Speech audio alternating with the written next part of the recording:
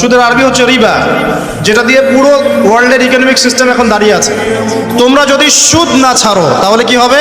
ফাআযানু বিহারবিন মিনাল্লাহি ওয়া রাসূলিহি, তাহলে আল্লাহ এবং তার রাসূলের বিরুদ্ধে যুদ্ধের ঘোষণা শুনে রাখো।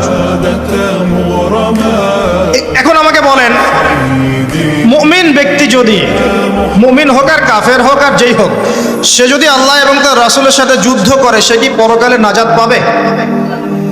মুসলিম হয়ে কালিমা পড়ে সুদ খেয়ে যদি আল্লাহ এবং তার রাসূলের সাথে যুদ্ধ করে, সে কি কবরে প্রশ্নের উত্তর দিতে পারবে? সে হাউজে কাউসারের পানি পাবে? সে নবী সাল্লাল্লাহু আলাইহি ওয়াসাল্লামের সুপারিশ পাবে? এতটুকু বোঝার জন্য কি আমার পিএইচডি করার দরকার আছে? ঠিক একই কথা, যদি আমরা নবীর নাম শুনে দরুদই না পড়লাম, তাহলেই ধ্বংসের কথা বলা হচ্ছে।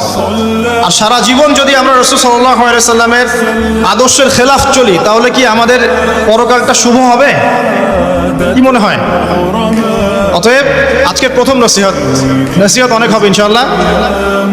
জীবনের প্রতিটা ডিপার্টমেন্ট, আপনার ইবাদত, পরিবার, সমাজ এবং অন্যান্য সেক্টরগুলো, বিশেষ করে অর্থনৈতিক সেক্টরটা রাসূলুল্লাহ সাল্লাল্লাহু আলাইহি ওয়াসাল্লামের আদর্শে ঢেলে সাজানোর চেষ্টা করেন। আল্লাহ পাক তৌফিক দান। পারা যাবে ইনশাআল্লাহ? যাদের দাড়ি নাই রাখবেন তো আজকে ইনশাআল্লাহ।